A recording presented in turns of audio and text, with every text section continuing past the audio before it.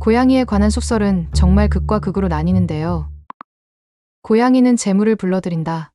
고양이는 악귀를 없앤다. 등등 좋은 속설도 많은 반면에 고양이는 불길하다. 고양이가 사람들의 양기를 빨아먹는다. 고양이는 악귀를 불러들인다. 고양이는 저승사자의 화신이다와 같은 완전히 반대되는 속설도 많이 전해지고 있어요.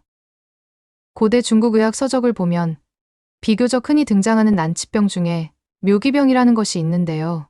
이름에서 알 수 있듯이 이는 고양이가 죽은 후에 사람들에게 이상한 짓을 해서 걸리게 되는 병을 말합니다. 중국에서는 복수심이 강한 고양이를 이용하여 사람을 해하고 재산까지 빼앗는 일들이 많았다고 해요. 그리고 그러한 이유로 생긴 병인 묘기병과 그 치료법에 대한 이야기가 고서의 기록으로 전해지고 있습니다. 과연 묘기병은 무엇이고 어떻게 치료했으며 고대에 어떠한 일들이 있었던 것일까요?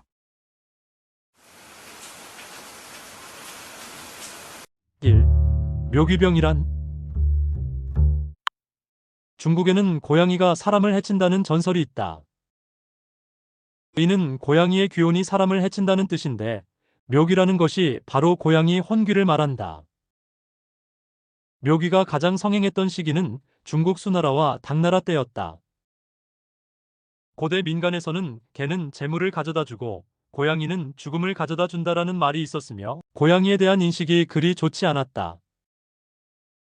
또한 고양이는 생명이 9개다라는 말도 있는데 이 말은 고양이의 목숨이 9개라는 뜻이 아니라 고양이의 원하는 구세기를 간다는 뜻으로 고양이의 복수심이 매우 강하며 두고두고 잊지 못한다는 뜻을 가지고 있다. 그리고 그런 고양이를 이용하여 묘기를 키우는 술사들이 있는데 그들은 묘기를 이용하여 다른 사람을 해치고 그 사람의 재산을 취할 수 있다고 전해진다. 술사는 먼저 어떤 의식을 치른 후 주문을 외우고 그 후에 미리 준비한 고양이를 죽여서 묘기를 얻었는데 묘기로 사용할 고양이는 늙은 고양이여야 하며 나이가 많을수록 더욱 좋다. 그리고 그렇게 묘기가 만들어지면 술사는 반드시 자시마다 제사를 지내야 하는데 이는 자시가 쥐에 속하여 묘귀에게 쥐를 바친다는 뜻을 담고 있다. 또한 그러한 제사는 절대로 끊어지면 안 되는데 만약 제사를 지내지 않으면 기르던 묘귀가 되레 해를 끼치게 된다. 묘귀를 어느 정도 키우고 난 후 조종할 수 있다고 느끼면 그 후에는 묘귀를 풀어 사람을 해칠 수 있는데 그렇게 묘귀에게 당한 사람의 재산은 묘귀를 기르는 사람의 집으로 옮겨진다. 묘귀에게 당한 피해자는 사지가 바늘로 찌르는 것처럼 아프며 그런 증상이 점차 온몸으로 퍼지다가 심장에 도달하여 심장을 바늘로 찌르는 듯한 고통을 느끼고 피를 토하다가 나날이 쇠약해져 결국엔 죽음에 이르게 된다. 중국 고서 본초품의 정료에는 묘기병의 증상이 이렇게 기록되어 있다. 노래를 부르고 우는 것이 자유롭지 못하다. 고양이 귀신을 보며 환청을 듣게 된다. 이는 묘기병에 걸리면 사람들이 자신도 모르게 노래를 하거나 아무 이유 없이 울 수 있으며 환청과 환시에 시달림을 의미한다. 중국 고대에는 묘기병이 고독이라는 저주술의 일종이며 대부분의 환자들이 저주에 걸려 그렇게 된 것이라고 보았다. 제병원 후론에는 어떤 늙은 고양이들은 사후에 사악한 마귀 같은 사이비 도사들에 의해 키워지는데 그것이 마치 고독술과 같으며 사람을 해친다고 기록되어 있다. 묘기와 관련된 전설. 1. 소숙비의 저주를 받은 측천무. 당나라의 왕왕후와 소숙비가 무측천의 계략에 당한 후 소숙비는 무측천에게 저주를 퍼부었다. 다음 생에 고양이가 되고 무측천은 쥐가 되게 하여 오래도록 그 목을 물어뜯으리라.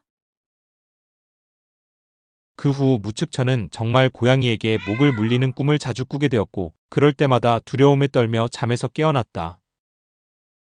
소숙비 때문이었는지 무측천은 고양이를 매우 무서워하였고 평생 고양이를 가까이 하지 않았다고 한다. 2. 경도 묘기 사건. 당 고종 때 반포된 당률소위의 제262조에는 이렇게 적혀 있다. 묘기를 만들고 묘기술을 가르치는 자는 모두 교영에 처하며 그 가족이나 혹은 알고도 보고하지 않은 자는 모두 삼천리 밖으로 유배를 보낸다. 여기서 보듯이 당나라 때는 묘기를 기르는 것에 대한 처벌이 매우 엄격했고, 그렇게 법률로 정해 금지해야 했었다는 것은 그런 일들이 어느 정도 보편성을 가지고 있었다는 것을 증명하며 당시 사회 질서의 일정 수준 이상의 위해를 초래했다는 것을 의미한다고 할 수 있다. 그리고 그러한 위해가 가장 집중된 사건은 수나라 때 발생한 경도 묘기 사건이다. 수나라 대업 연간에 경도에서 묘기 사건이 일어난다. 당시 민간에는 묘기가 사람을 해친다는 소문이 돌고 있었고, 고양이의 색이 변하면 온 도시가 비바람에 휩싸이고 사람들이 모두 위험에 빠진다고 하여 대다수의 사람들이 공포에 빠져 있었다. 수양제 양광은 이를 알고 크게 진노하여 빠른 시간 안에 수사하도록 엄명을 내렸다. 그러나 묘기는 올 때도 갈 때도 그 흔적을 남기지 않았기 때문에 찾을 수 있는 것이 없었다. 황명을 받은 관리들은 화근을 뿌리까지 뽑아 철저히 없애겠다고 작정을 하고는 경도 안에 늙은 고양이를 키우는 사람은 모두 잡아들여 엄벌을 내렸는데 그 수가 수천 집이 넘었다. 이것이 유명한 경도 묘기 사건이다. 그리고 묘기와 관련되어 확실한 기록으로 남아있는 또 다른 사건이 있다. 삼독고타 사건. 이 사건은 정사인 수서와 자치통감에 기록되어 있는 일화이다. 수나라 개왕 18년, 즉 서기 598년 초였다. 수나라의 독고왕후는 어느 날 갑자기 온몸에 찌르는 듯한 고통을 호소하다가 쓰러진다. 수문제는 쓰러진 독고왕후를 보고는 황급히 어이를 불렀는데 어이가 독고왕후를 진찰하고 난 후 이렇게 말했다. 이것은 일반적인 병이 아니라 묘기로 인한 질병입니다. 수문제는 묘기라는 말을 듣고는 한 사람이 생각났는데 바로 독고타였다. 독고타는 독고왕후의 이복동생으로 수문제와 친척이었기 때문에 수문제도 그 집안의 내력을 잘 알고 있었다. 독고타의 외가에서는 묘기를 길렀는데 독고타의 외삼촌이 묘기를 기르다가 잘못하여 묘기에게 피해를 입은 적이 있었다. 당시 그 이야기를 들은 수문제는 그저 황당한 일이라고 생각하여 잘잘못을 따지지 않고 넘어갔었다. 그런데 독고왕후가 쓰러지고 그것이 묘기 때문이라는 어이의 말에 수문제는 독고타를 떠올릴 수밖에 없었던 것이다. 수문제 양견은 독고타를 조사하라고 명령했고 신하들은 곧 독고타의 하녀 서한이를 잡아들였다. 서한이는 독고타의 집에서 묘기를 키우는 일을 맡았던 사람이었는데 신하들은 붙잡아온 서한이를 고문하여 자백을 받아냈다. 예전에 독고타 외가의 아니었는데 그곳에서 묘기를 기르기 시작했고 나중에는 독고타의 집에 가서도 계속 묘기를 길렀습니다. 독고타의 명을 받아 묘기를 풀어 사람을 해치면 피해자 집의 재물은 독고타의 집으로 옮겨집니다. 그리고 독고타는 묘기를 황후한테 보내어 독고왕후의 재물을 그의 집으로 옮겨오라고 했습니다. 그렇게 모든 자백을 받아내기는 했지만 독고타의 죄를 확정짓기 위해서는 정확한 증거가 필요했다. 그래서 그 진상을 더욱 상세하게 밝히고자 서한이를 불러 묘기를 다시 불러내라고 하였다. 서한이는 자정 무렵에 향을 피운 후 죽 한 그릇을 국문 밖에 놔두고는 주문을 외웠다. 그리고는 숟가락을 들어 가볍게 그릇 가장자리를 두드리며 이렇게 말했다. 고양이야, 나오너라 군에 살지 말고. 고양이야, 나오너라 군에 살지 말고. 그러자 머지않아 서한이의 눈빛이 멍해지더니 얼굴빛이 푸르스름하게 변했고 마치 무언가에 의해 밖으로 끌려나가는 것처럼 움직였다. 그것을 직접 지켜보던 사람들은 놀라지 않을 수 없었다.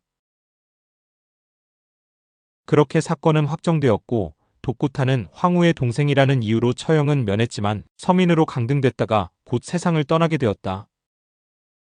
이것이 역사적으로 유명한 독고타 사건이었다.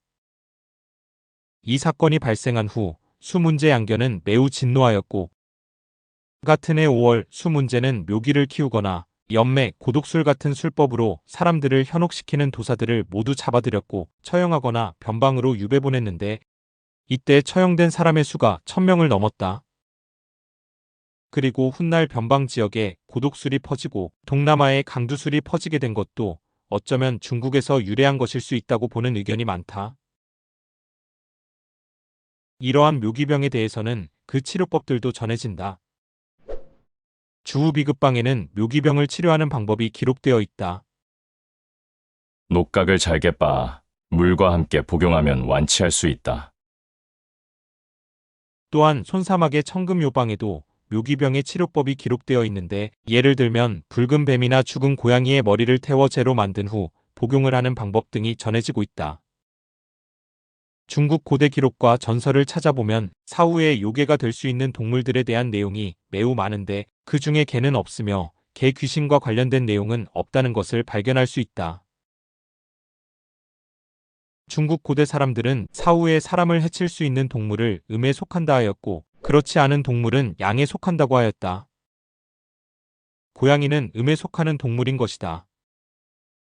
따라서 고양이만 영물이고 개에게는 혼백이 없는 것이 아니라 개는 양에 속하여 원래 사람을 해치지 않는다는 것이다. 지금까지 묘기병에 대한 기록들을 보셨는데요. 과학적인 근거가 없는 말 그대로 전설이긴 하지만 세상에는 정확하게 정의되지 않는 신기한 일들이 정말 많은 것 같아요.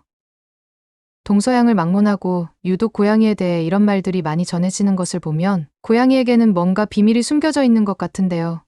쉽게 풀리지가 않네요. 개인적으로는 고양이를 생각하면 제일 먼저 고양이와 원숭이가 많은 나라인 일본이 떠오르는데요. 슬금슬금 몰래 숨어 다니는 것이 뭔가 음산한 것 같다는 느낌도 들어요. 여러분들은 고양이 좋아하시나요?